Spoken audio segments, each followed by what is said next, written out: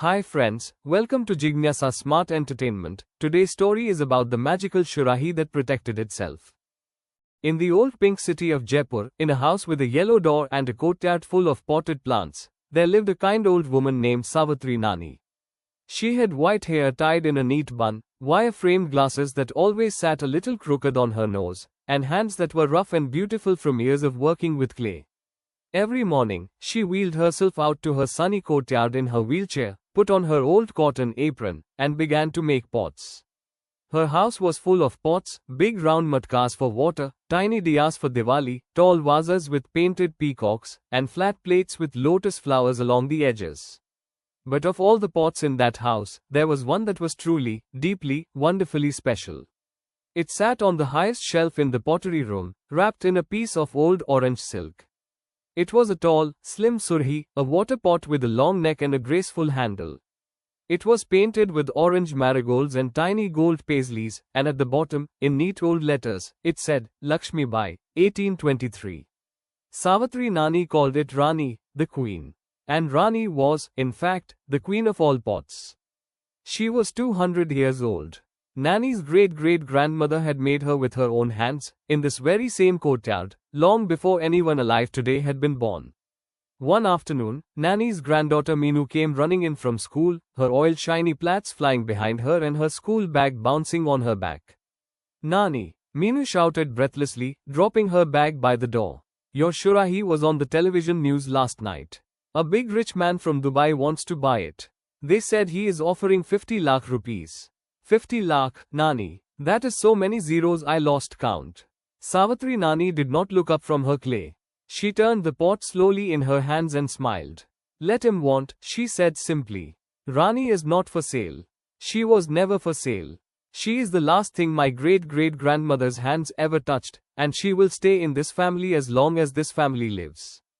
Meenu sat down on the courtyard step and looked up at the shelf where Rani sat in her orange silk. She had heard this before, many times, from many people who had come to the yellow door with briefcases and big smiles, offering money that made Meenu's eyes go wide. But Nani always said no. And somehow, that made Meenu feel very proud. 3 days later, a man appeared at the yellow door. He was tall, with oily hair combed flat, a striped shirt tucked very neatly into his trousers, and shoes so shiny you could almost see your face in them. He had a wide smile, the kind of smile that is too wide to be truly friendly. His name was Vikram. Until last week, he had worked at a famous art gallery in Delhi. But he had been caught cheating his customers, selling them fake antiques and keeping the money, and so he had been thrown out. He had seen the news story about Savitri Nani's Surahi on television, and his eyes had gone very, very large. 50 lakh rupees, he had thought, sitting in his empty Delhi flat. All I have to do is get that pot. And so he had typed out a letter on his laptop, printed it carefully, and signed it with a made-up name from the Jaipur Museum. The letter said that the museum had sent Vikram to help look after Savitri Nani and her precious collection. Every word of it was a lie. Namaste, Savitri ji, Vikram said warmly, pressing his palms together as Nani opened the gate. My name is Vikram. I have a letter here from the Jaipur Museum. They have heard that your usual helper has gone away for a wedding, and they have sent me to assist you. It would be an honor to help such a great artist. He held out the letter with both hands, bowing slightly. Savitri Nani took it. She read it slowly and carefully, the way she did everything.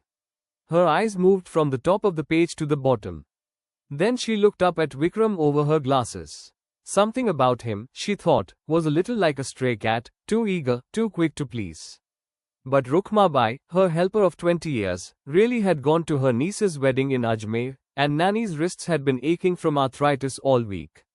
Very well, she said quietly. You may come in. That first evening, Vikram was perfectly behaved.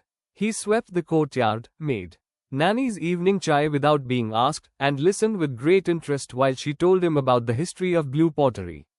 He asked clever questions. He laughed at the right moments. But that night, when the house was quiet and Nani's light had gone out, Vikram crept into the pottery room with a small torch. He moved it slowly across shelf after shelf, looking at pot after pot. And then, on the highest shelf, wrapped in old orange silk, he found Rani. He lifted her carefully with both hands. He turned her upside down. And there it was, in neat old letters, Lakshmi Bai, 1823.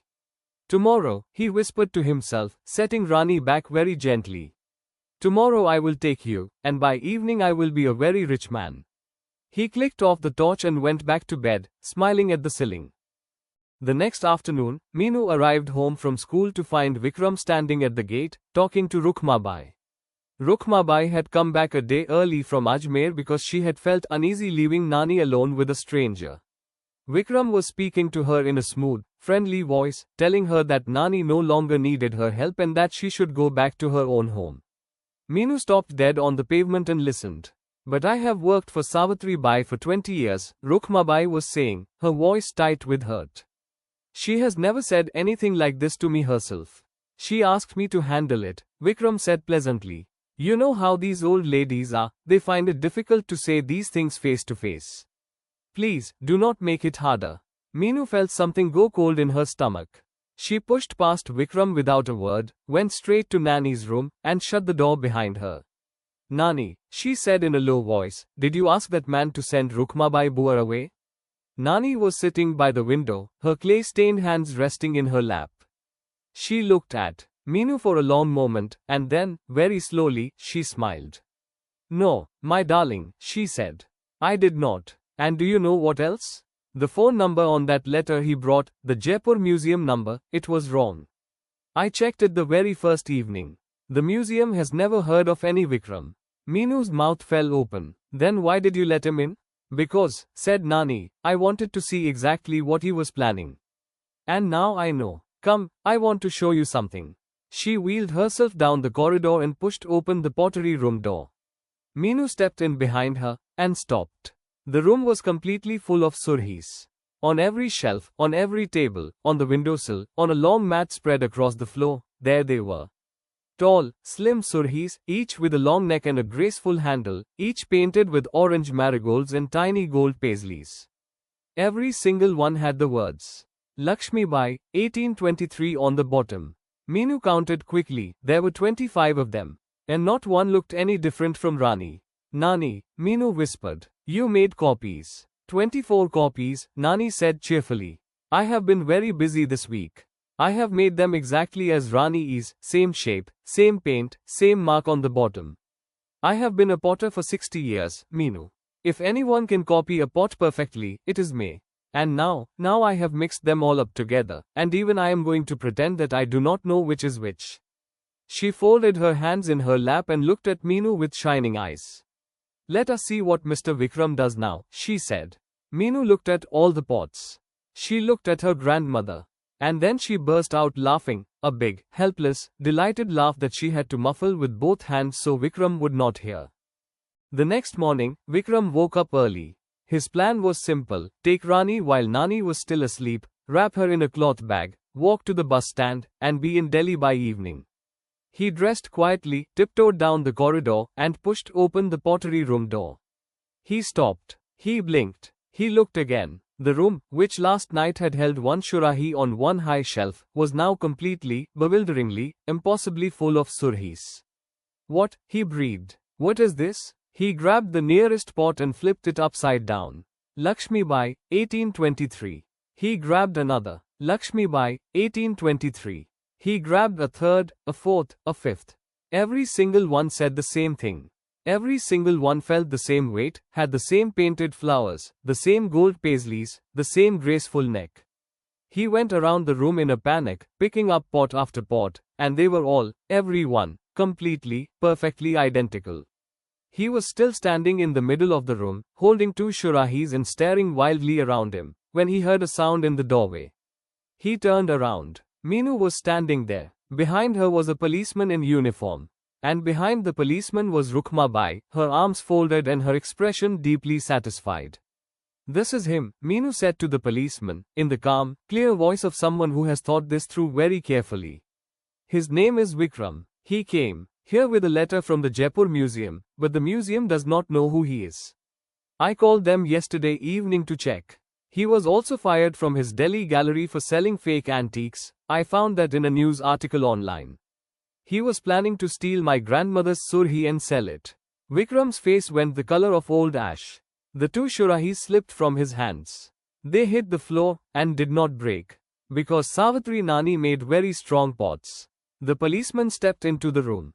Vikram did not run. There was nowhere to go. As they walked Vikram past the courtyard and out through the yellow door, Savitri Nani was sitting in her usual spot in the sun, turning a small piece of clay slowly in her hands. She looked up as Vikram went by. He stared at her. Namaste, Vikramji, she said pleasantly. Do have a safe journey.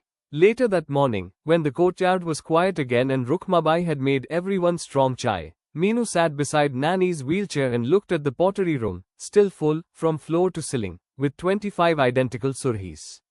Nani, she said, which one is the real Rani? Now that they are all mixed up, do you actually know?